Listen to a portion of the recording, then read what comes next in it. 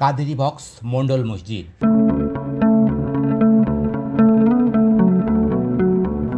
দেখে বোঝার উপায় নেই এটি একটি মসজিদ।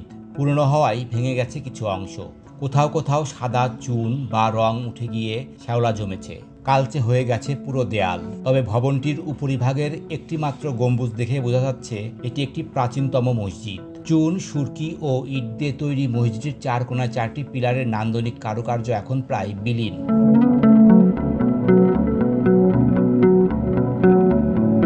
গাইবান্ধার পলাশবাড়ী উপজেলায় বেহাল দশায় কালের সাক্ষী হয়ে আজও দাঁড়িয়ে আছে ৬ ফুট দৈর্ঘ্য প্রস্থের দেশের সবচেয়ে ছোট এক গম্বুজ বিশিষ্ট প্রাচীন এই মসজিদটি। প্রাচীন এই ইসলামিক ঐতিহ্যের অনন্য নিদর্শনটি কাদেরিয়া বক্স মন্ডল মসজিদ নামেই পরিচিত। এই নামেই প্রত্নতত্ত্ব অধিদপ্তরে তালিকাভুক্ত হয়েছে স্থাপনাটি।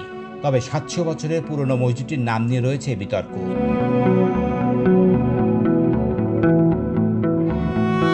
প্রাচীন স্থাপত্য, নকশা ও আরবি হরফ মুদ্রিত দেশের সবচেয়ে ছোট মসজিদকে ঘিরে মানুষের আগ্রহ দিন দিন বেড়েই চলেছে। কখন, কিভাবে আর কে এই মসজিদ নির্মাণ করেছেন তার সঠিক কোনো তথ্য নেই। তবে এলাকায় জনশ্রুতি রয়েছে প্রায় ৭০০ বছর আগে কোনো এক রাতে অলৌকিকভাবে তৈরি হয়েছে মসজিদটি। পরিত্যক্ত অবস্থায় পড়ে থাকা মসজিদটি সংস্কার করলে এটি হবে ঐতিহ্যের এক অনন্য নিদর্শন।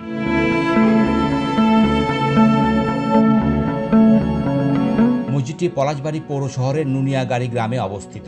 শহরের 0 পয়েন্ট থেকে মসজিদটির দূরত্ব আধা কিলোমিটার। চুন, সুরকি ও ইটের তৈরি প্রায় এক গম্বুজ বিশিষ্ট এ মসজিদের ভেতরে রয়েছে একটি মাত্র কক্ষ। একসঙ্গে নামাজ আদায় করতে পারেন ইমাম সহ ৫ জন। ভেতরে জায়গা রয়েছে মাত্র ৬ ফুট।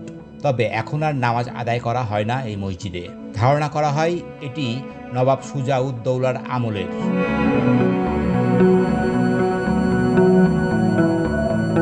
বিভিন্ন সময় স্থানীয় ও সরকারিভাবে মসজিদটির ইতিহাস উদ্ঘাটনের চেষ্টা চালানো হয়েছে। ১৯৯৪ সালে তৎকালীন জেলা প্রশাসক আব্দুর সবুর মসজিদটি পরিদর্শন করেন।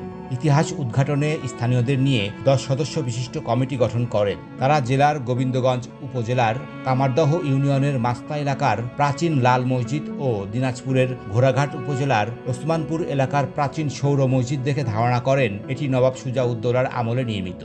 এই নবাবের আমলে নির্মিত মসজিদ দুটির স্থাপত্যশৈলীর কিছুটা ছাপ পাওয়া যায় পলাশবাড়ির প্রাচীন এ মসজিদে।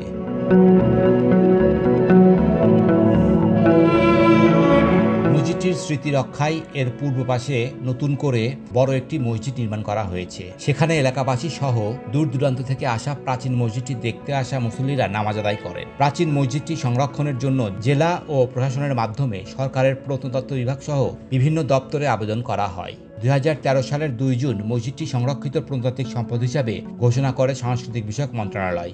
ফলে এটি রংপুর বিভাগের মধ্যে প্রাচীন স্থাপত্যের তালিকায় স্থান করে নিয়েছে।